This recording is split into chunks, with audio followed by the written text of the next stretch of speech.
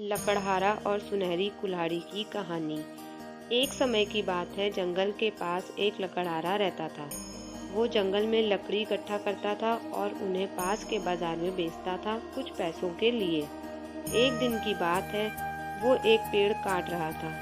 तभी हुआ ये कि गलती से उसकी कुल्हाड़ी पास की एक नदी में गिर गई। नदी बहुत ज़्यादा गहरी थी और वास्तव में तेजी से बह भी रही थी। उसने बहुत प्रयत्न किया अपनी कुल्हाड़ी को खोजने की, लेकिन उसे वो वहाँ नहीं मिली। अब उसे लगा कि उसने कुल्हाड़ी खो दी।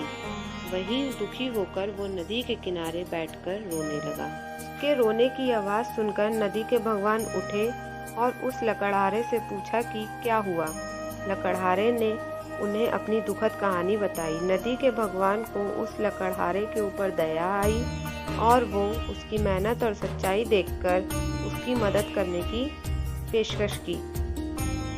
वो नदी में गायब हो गए और एक सुनहरी कुल्हाड़ी वापस लाए, लेकिन लकड़हारे ने कहा कि ये उसकी नहीं है। वो फिर से गायब हो गए और अब की बार वो चांदी की कुल्हाड़ी लेकर वापस आए, लेकिन इस बार भी लकड़हारे ने कहा कि ये कुल्हाड़ी उसकी नहीं है।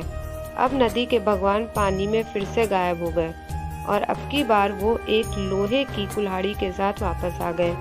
लकड़ी का कुल्हाड़ी देखकर लकड़हारा मुस्कुराया और कहा कि ये उसकी कुल्हाड़ी है। नदी के भगवान ने लकड़हारे की ईमानदारी से प्रभावित होकर उसे सोने और चांदी की दोनों कुल्हाड़ियों से भेंट दी। कहानी का सार। इस कहानी से हमें ये सीख मिलती है कि ईमानदारी सर्वोत्तम नीति है।